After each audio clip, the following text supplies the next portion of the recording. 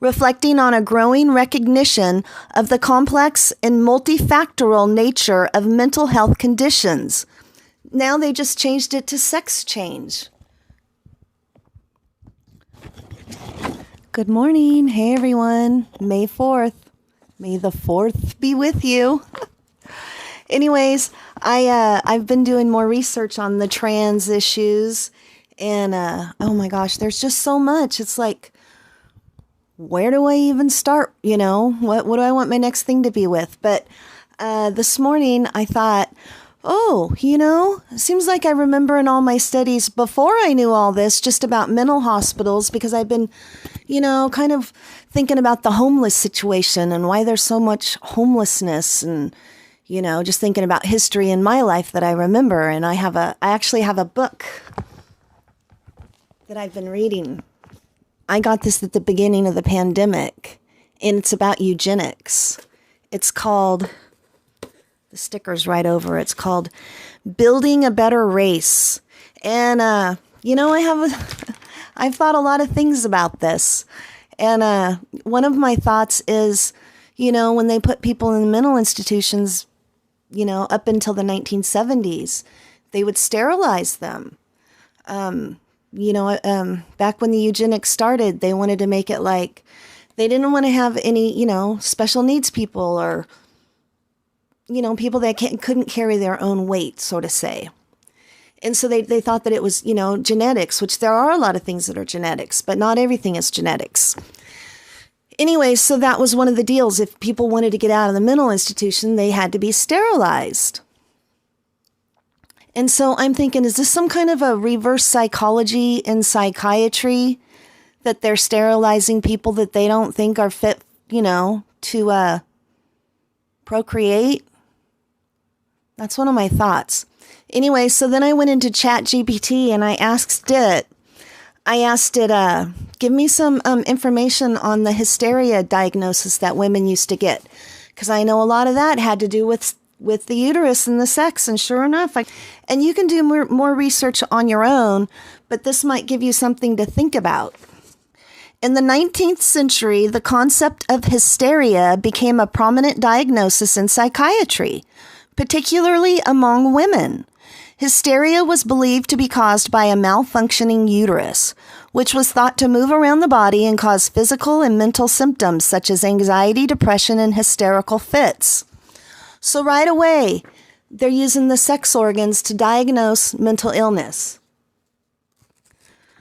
The diagnosis of hysteria was particularly common among women who were unmarried or childless, leading some to believe that the condition was linked to sexual frustration or abnormal sexual behavior.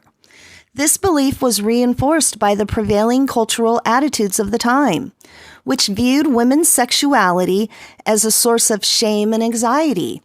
You know why they did that? So all the men that been running things make the woman look like she's crazy. And back then, you know, doctors were all men. And I'm not a man hater, but this is where it's coming from. I can't help that. Physicians often used invasive treatments to address hysteria, such as pelvic massage or hysterectomies, which were believed to alleviate symptoms by resetting the position of the uterus. These treatments were not only ineffective, but also potentially harmful, leading to infections, internal injuries, and even death in some cases.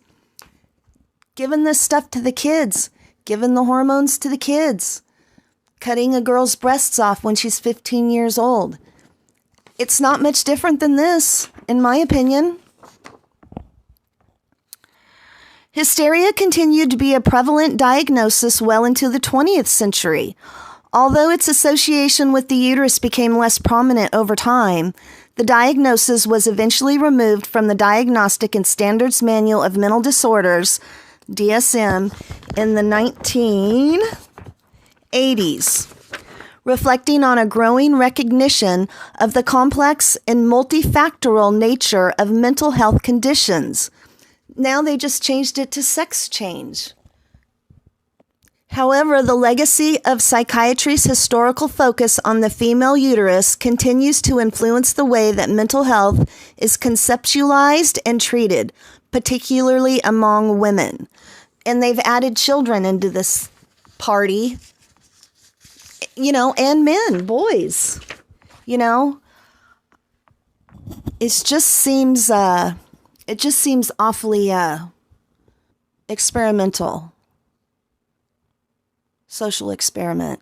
What happens if we turn a generation of children, we just change their sex and make them asexual, make them not able to reproduce?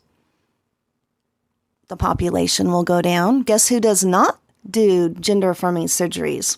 China. They will do a few, but your whole family has to agree to it. You have to do the counseling. It's a big deal.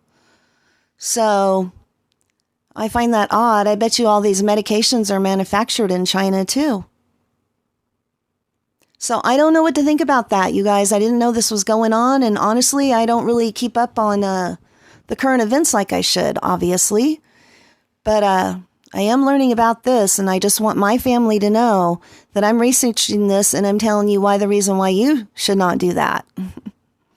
And another thing, now, I guess for a while, I just learned it myself though, when they get a sex change, you can change the sex on your birth certificate.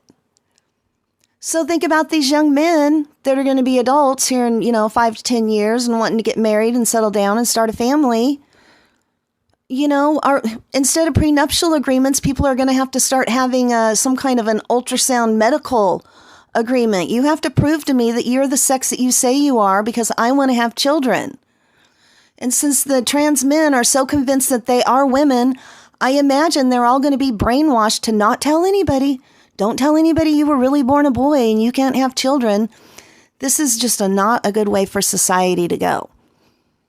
So there has to be some honesty about that. There really does.